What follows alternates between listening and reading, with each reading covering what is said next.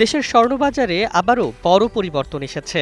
দীর্ঘদিনের ঊর্ধ্বমুখী ধারা থামিয়ে এবার কমেছে ভরি প্রতি সোনার দাম।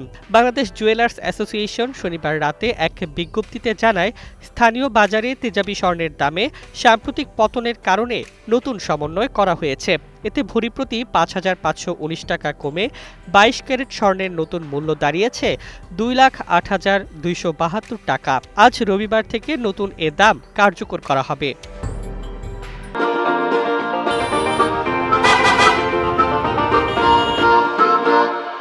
বাজুসার তথ্য অনুযায়ী মূল্যহ্রাসের পর স্বর্ণের নতুন ভরি প্রতি দাম হল ২২ ক্যারেট ২,০৮,২৭২ টাকা, ২১ ক্যারেট ১,৯৮,৮০১ টাকা, ১৮ ক্যারেট ১,৭০,৩৯৯ টাকা এবং সনাতন পদ্ধতির সোনা ১,৪১,৭১৮ টাকা।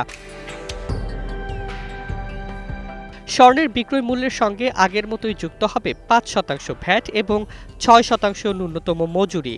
গহনার নকশা, মান ও প্রক্রিয়াজাতকরণের ওপর নির্ভর করে মজুরির পরিমাণ পরিবর্তিত হতে পারে।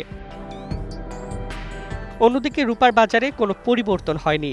২২ ক্যারেট রূপার ভরি ৪,২৪৬ টাকা, ২১ ক্যারেট ৪,০৪৭ টাকা এবং ১৮ ক্যারেট রূপার ভরি ৩,৪৭৬ টাকায় অপরিবর্তিত আছে।